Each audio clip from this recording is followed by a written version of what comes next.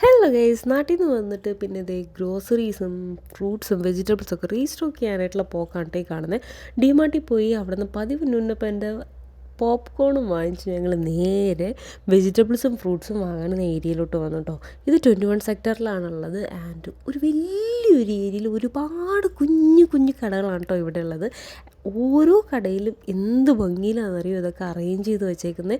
Full കഴുകി വൃത്തിയാക്കിയ രീതിയിലായിരിക്കും കേട്ടോ നമുക്കിതൊക്കെ കാണാൻ കിട്ടുക. കാണുമ്പോൾ തന്നെ എടുത്ത് തിന്നാൻ തോന്നും, അല്ലെങ്കിൽ ഇതൊക്കെ കാണുമ്പോൾ എല്ലാം വാങ്ങാൻ തോന്നും. അതേ രീതിയിൽ അറേഞ്ച് ചെയ്ത് വെച്ചേക്കാണ് ഇവരിവിടെ. എനിക്ക് ഭയങ്കര ഇഷ്ടമാണ് കേട്ടോ ഇവിടെ വന്ന് ഇങ്ങനെ ഓരോന്ന് വിരകി വിരകി നടക്കാൻ വേണ്ടിയിട്ട്. ഞങ്ങൾ ഓരോന്ന് വീട്ടിലേക്കുള്ള സാധനങ്ങൾ വാങ്ങുന്നതിൻ്റെ ഇടയിൽ ഒരാൾ അവിടെ ഇങ്ങനെ കറങ്ങി നടന്ന് ടൈം പാസ്സൊക്കെ ചെയ്യുന്നുണ്ടായിരുന്നു കേട്ടോ.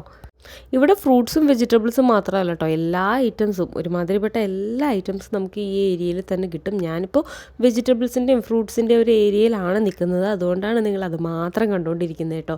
ഇവിടെ തന്നെ ഇതിൻ്റെ ഉള്ളിൽ തന്നെ ഒരു കേരള സ്റ്റോറും ഉണ്ട്. നമ്മളുടെ നാട്ടിലുള്ള എല്ലാ ഐറ്റംസും കിട്ടുന്ന ഒരു കടയാണ് കേട്ടോ. ഗ്രോസറീസ് പ്രത്യേകിച്ച് പൊറോട്ടയും അതെല്ലാം കിട്ടും. ഉള്ളി അതൊന്നും നമുക്കിവിടെ കിട്ടില്ലല്ലോ. അപ്പോൾ ചുവന്നുള്ളിയൊക്കെ നമുക്ക് ആ കേരള സ്റ്റോറിൽ പോയിട്ടുണ്ടെങ്കിൽ കുറച്ച് റേറ്റ് കൂടുതലാണെങ്കിലും നമുക്ക് അത്യാവശ്യത്തിന് വാങ്ങാൻ പറ്റുന്ന ഉണ്ട് കേട്ടോ. അവിടെ ഒന്നും നമ്മൾ ഇത്തവണ പോയില്ല, കാരണം ജസ്റ്റ് നാട്ടിൽ നിന്ന് വന്നിട്ടേ ഉള്ളൂ. അപ്പോൾ അത്യാവശ്യം നമുക്ക് നാട്ടിൽ നിന്ന് കുറച്ച് കൊണ്ടുവന്നിട്ടൊക്കെ ഉണ്ട്. അപ്പോൾ അവിടെ നിന്ന് നേരെ നമ്മൾ വീട്ടിലോട്ടാണ് കേട്ടോ. വീട്ടിൽ പോയി ഇനി ഈ ഐറ്റംസൊക്കെ ഫ്രിഡ്ജിൽ കയറ്റി കഴിഞ്ഞിട്ടുണ്ടെങ്കിൽ സെറ്റായി. ഇനി കുറച്ച് നാളത്തേക്ക് ഈ വഴിക്കേ തിരിഞ്ഞ് നോക്കണ്ട എന്നുള്ള രീതിയിലാണ് കേട്ടോ.